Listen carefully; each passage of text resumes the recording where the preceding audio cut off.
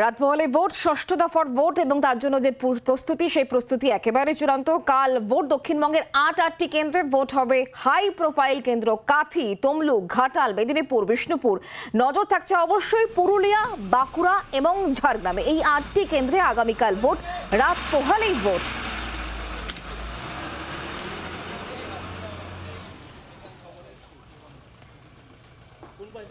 তিন প্রতিনিধি এই মুহূর্তে আমাদের সঙ্গে রয়েছেন, তাদের সঙ্গে কথা বলবো। পুরুলিয়া থেকে আমাদের সঙ্গে রয়েছেন আমাদের প্রতিনিধি অয়ন, আমাদের সঙ্গে রয়েছেন শ্রেয়সী গঙ্গোপাধ্যায় আমাদের প্রতিনিধি নন্দীগ্রাম থেকে, এবং প্রবীর কাথি থেকে আমাদের সঙ্গে রয়েছেন। আমি প্রথমে একটুখানি নজর রাখবো পুরুলিয়ার দিকে।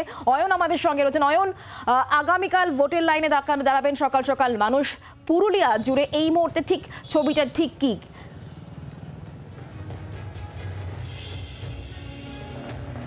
তিন প্রার্থী নিজেদের জয়ের ব্যাপারে অসম্ভব আত্মপ্রত্যয়ী। বিজেপি মনে করছে যে দেশের রাষ্ট্রপতি যেখানে একজন আদিবাসী মহিলা, সেখানে আদিবাসী ভোট ব্যাংক, এই জঙ্গলমহলের এটা পুরোটাই বিজেপির খাতায় আসবে।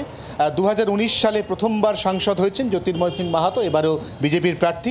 আর তার বিরুদ্ধে মূল প্রার্থী, তার মূল প্রতিপক্ষ হচ্ছে তৃণমূল কংগ্রেসের শান্তিরাম মাহাতো। খুব তাৎপর্যপূর্ণ বিষয় যে বলরামপুর বিধানসভার 1 নম্বর ব্লকের এই শান্তিরাম মাহাতো, তিনি পশ্চিমাঞ্চল উন্নয়ন পর্ষদের মন্ত্রীও ছিলেন একসময় এই পশ্চিমবঙ্গে।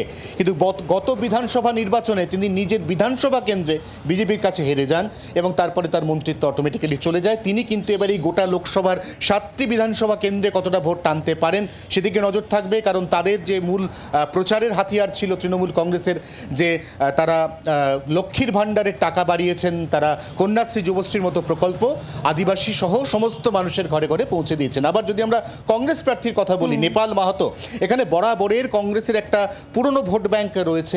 নেপাল মাহাতো অত্যন্ত পুরনো পরিচিত মুখ কংগ্রেসের, অতএব সেই মুখ, সেই পরিচয় জাতীয় কংগ্রেসকে এখানে জিততে সাহায্য করবে বলে তিনি মনে করছেন। এবং যে কোনো মুহূর্তে পুরুলিয়ায় অশান্তি হতে পারে। প্রচুর স্পর্শকাতর বুথ পুরুলিয়াতে, মোট বুথের মধ্যে প্রায় 45% স্পর্শকাতর বুথ, এবং সেই কারণে শুধুমাত্র এই পুরুলিয়া জেলাতেই কেন্দ্রীয় আধা সেনা মোতায়েন রয়েছে, 137 কোম্পানি, যা এক কথায় বেনজির। এবং তার পাশাপাশি ভোটের কাজে রাজ্য পুলিশেরও প্রায় 6500 পুলিশ কর্মী মোতায়েন থাকছেন আগামীকাল। বোঝা যাচ্ছে। অয়ন, তুমি আমাদের সঙ্গে থাকো। আরো একটা গুরুত্বপূর্ণ কেন্দ্র একদম প্রবীর যেখানে রয়েছে, কাথি থেকে আমাদের সঙ্গে রয়েছেন আমাদের প্রতিনিধি প্রবীর। একেবারে শুভেন্দু অধিকারী গড় কাথি, যেখানে এবার অত্যন্ত হাড্ডাহাড্ডি লড়াই হবে বলেই মনে করা হচ্ছে। ভোট গ্রহণ আগামীকাল সকাল 7টা থেকে সাধারণ মানুষ ভোটের লাইনে দাঁড়াবেন। তার আগে ভোটের উত্তাপ কতটা কাথি জুড়ে?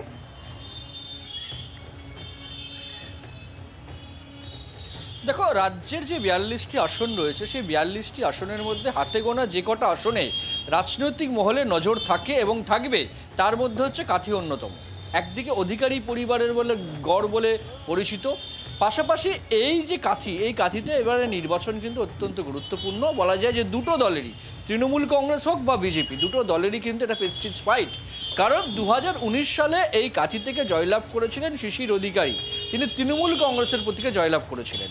এবং তারপর দেখা গেছে যে 2020 সালে 19শে ডিসেম্বর যখন শুভেন্দু অধিকারী তিনি বিজেপিতে যোগ দিলেন, তারপর থেকে কাথির যিনি সাংসদ শিশির অধিকারী, তার সঙ্গে কিন্তু আর যোগাযোগ নেই তৃণমূল কংগ্রেসের। এবার কাথির সাংসদকে দেখা গেছে বিজেপির মঞ্চে তৃণমূল কংগ্রেস লোকসভার যিনি স্পিকার, তাকে চিঠি দিয়ে তার পদ থেকে, তার যে সাংসদ পদ সেটা খারিজ করার জন্য আবেদন করেছিল। সুতরাং বিস্তর জলঘোলা হয়েছে 2020 19শে ডিসেম্বরের পর থেকে। সুতরাং এবং কাথির যে এবারে নির্বাচন, একদিকে অধিকারী পরিবারের ছেলে সৌমেন্দু অধিকারী বিজেপির প্রতীকে দাঁড়িয়েছে, অন্যদিকে উত্তম বারিক তৃণমূল কংগ্রেসের প্রার্থী। স্বাভাবিকভাবে আগামীকাল কিন্তু কাথিতে যে নির্বাচন, স্বাভাবিকভাবেই নজর থাকবে রাজনৈতিক মহলের। এবং সামগ্রিকভাবে সম্প্রতি অতীতে দুদিন ধরে যে নন্দীগ্রাম উত্তপ্ত হয়ে উঠেছে, স্বাভাবিকভাবে কাথিরও কিন্তু নির্বাচন একটা উত্তেজনা রয়েছে স্বাভাবিকভাবে। সেক্ষেত্রে দাঁড়িয়ে দুটো দলেরই প্রেস্টিজ ফাইট।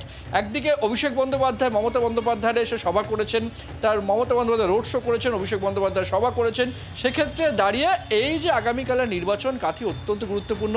তৃণমূল কংগ্রেস চাইবে 2019-এর জেতা সিট তারা যাতে ধরে রাখতে পারে, এবং পাশাপাশি বিজেপি অর্থাৎ শুভেন্দু অধিকারী চাইবেন যে কাথিতে বিজেপি প্রার্থীকে জিতিয়ে এটা প্রমাণ করতে যে অধিকারী পরিবারের এটা গড়, সুতরাং দুটো দলেরই প্রেস্টিজ ফাইট আগামীকাল এই কাঁথি লোকসভা নির্বাচনে। প্রবীর, তুমি আমাদের সঙ্গে থাকো। আর এবার আলাদা করে নজর রাখতে হচ্ছে নন্দীগ্রামে। শ্রেয়সী আমাদের সঙ্গে রয়েছেন, আমাদের প্রতিনিধি সরাসরি। শ্রেয়সী, একটু জানার চেষ্টা করব নন্দীগ্রাম নিয়ে কমিশনের একটি অতিরিক্ত ভাবনা চিন্তা, কারণ নন্দীগ্রামে যে ঘটনা ঘটে গিয়েছে বুধবার, তারপর বাড়তি নজর কমিশনের তরফ থেকে, বাড়তি ফোর্স সেখানে কিন্তু পাঠানো হচ্ছে।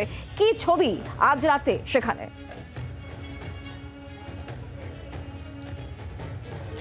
একেবারে দেখো, যে জায়গায় গত পরশু এবং গতকাল ঘটনা, অর্থাৎ গত পরশু মৃত্যুর ঘটনা এবং তারপরে গতকাল দোকান জ্বালানোর যে ঘটনা, সেই ঘটনার পরিপ্রেক্ষিতে যে জায়গায় ঘটেছিল সেই মুন্সিপালবাজারে এই মুহূর্তে আমরা দাঁড়িয়ে রয়েছি এবং কার্যত তোমাকে বলবো যে এই এলাকাটা কিন্তু এই মুহূর্তে পুরোপুরি থমথমে হয়ে রয়েছে।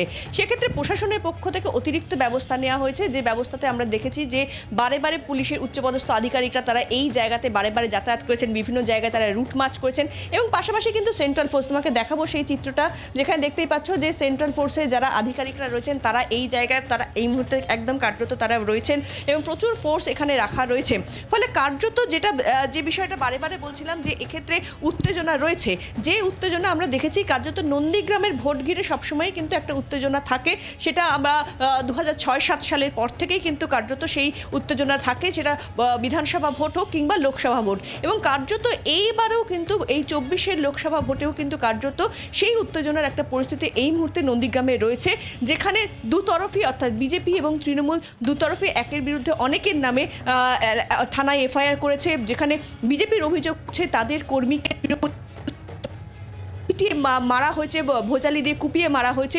অন্যদিকে তৃণমূলের অভিযোগ হচ্ছে যে এক্ষেত্রে বিজেপি উদ্দেশ্য প্রণোদিতভাবে পারিবারিক একটা ঘটনাকে, কোন দলকে সেটাকে রাজনৈতিক রং দিচ্ছে এবং তাদের লোকেদের অর্থাৎ তৃণমূলের যারা কর্মীরা তাদেরকে গৃহছাড়া করে রেখেছে, সন্ত্রাস করছে, ভয় দেখাচ্ছে। ফলে এই সামগ্রিক দুটো বিষয় নিয়ে কিন্তু থানায় অভিযোগ করেছে এবং সেক্ষেত্রে একাধিক ব্যক্তির নামে কিন্তু এফআইআরও করে রেখেছে। ফলে সার্বিকভাবে যদি দেখতে হয় তাহলে বলা যাবে যে এক্ষেত্রে এই যে ঘটনা, অর্থাৎ গত পরশু রাত থেকেই কিন্তু কার্যত যে ঘটনা, সেই ঘটনার পরিপ্রেক্ষিতে কিন্তু নন্দীগ্রাম উত্তপ্ত। আর রাজনৈতিক দিক থেকে যদি বলা যায় তাহলে নন্দীগ্রামের ক্ষেত্রে আমরা জানি যে 21-এর ভোটের যে ফলে ইলেকশন কমিশন শুভেন্দু অধিকারীকে ঘোষণা করেছিল, কিন্তু তৃণমূল সেখানে লোডশেডিং করে ভোট জেতার অভিযোগ করেছিল।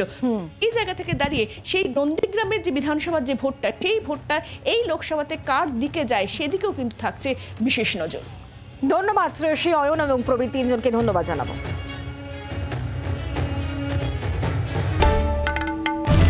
বাংলার আওয়াজ, বাঙালির আবেগ, জি 24 ঘন্টা।